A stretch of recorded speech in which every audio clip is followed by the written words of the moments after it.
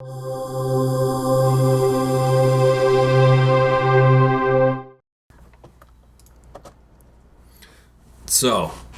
we didn't voice over the last part because I didn't want to talk over it. Because it was awesome.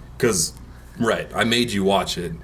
I watched it. That was the first Scarecrow part that you watched, but that series of events right there, the game crashing, and the... Oh, spoiler alert. Well, if you're listening to this, alright, yeah, spoiler alert, seriously. If you haven't figured that out by now.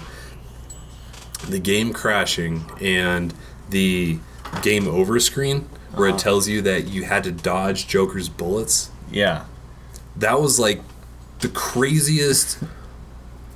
The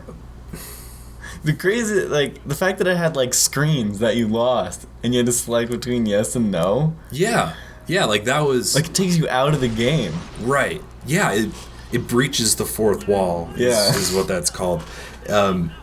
Yeah, it's really cool. It reminded me a lot of the fish and mailed part in Metal Gear Solid 2. Yeah. Right, where, like, it tells you that you failed the game, but, yeah.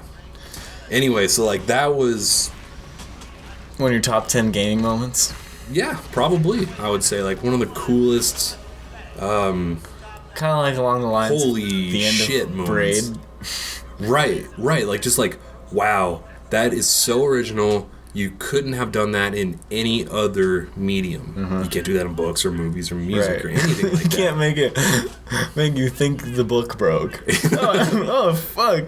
The pages disappeared. They could, actually. Like, if it had like ink smears or like pages missing, like a bunch of blank pages in a row. Torn pages. Yeah. Or like there was a page that was just torn out. Or like stuck together. Like that. Like, 50 pages like glued together in a book. That'd be cool. I wonder if anyone's ever done that in a book. They probably should.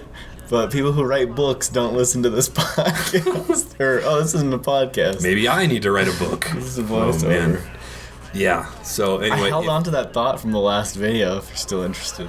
Save it for the next one, because I'm sure we're going to fill up this video for I don't know lots if I can of other... save it that long. Like, third wall or fourth wall breaching. So, if you haven't figured it out already, you have to stay out of the spotlight, out of Scarecrow's spotlight.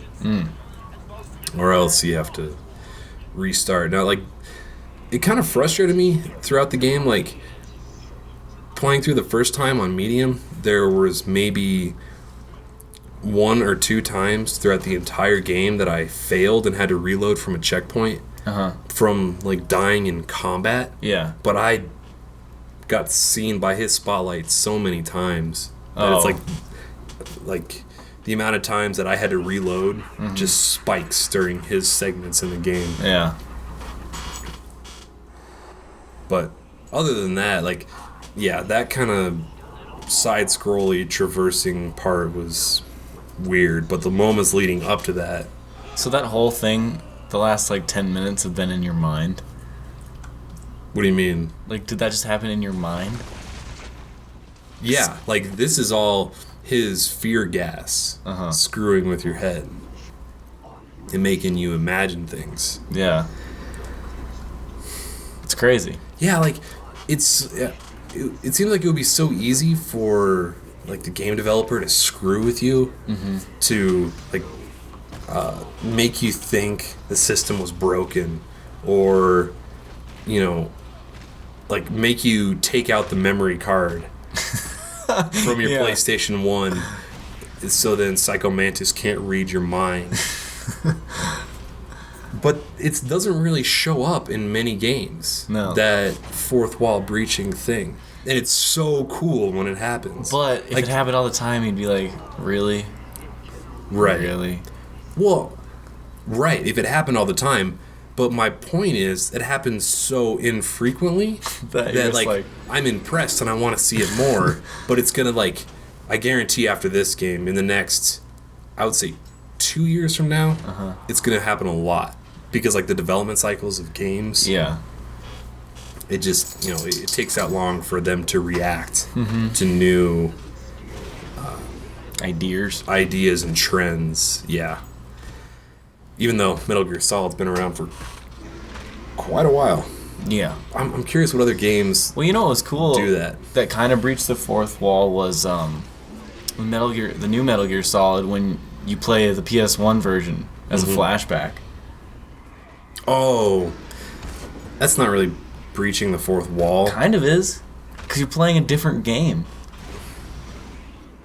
Huh? To me, it is, because it takes you out of the fact that, oh, this is like a world that you're in, Right? And it's like, oh, you know, recognizes itself as a game. I am a complete idiot because breaching the fourth wall isn't a term that comes from video games. It comes from plays. Oh, are you familiar with the term breaching the fourth wall, like its origins? Oh, well, there's like it comes from plays because there's 3 walls. Like there's the back wall and the 2 side walls when people are performing on and acting on stage, and when they breach the fourth wall is when they get the audience involved. Oh, so like that wall, they come out of off the stage and like, you know, bring someone up on stage or talk to someone from the audience, or say like Peter Pan. You know, you got to clap to bring you got to clap to bring Tinkerbell alive. yeah. You know, that's breaching the fourth wall. So I don't really think that what was your example? Metal Gear Solid. Metal Gear Solid 4 is breaching the fourth wall, but pulling your memory card out is. Oh. So this game did not breach the fourth wall. Well, I thought it did. Well, actually, maybe it didn't by that definition. You didn't do anything. You didn't do anything. Well, you're just like, whoa. I thought you got taken out of the game. Right, because I thought my PlayStation crashed. Yeah.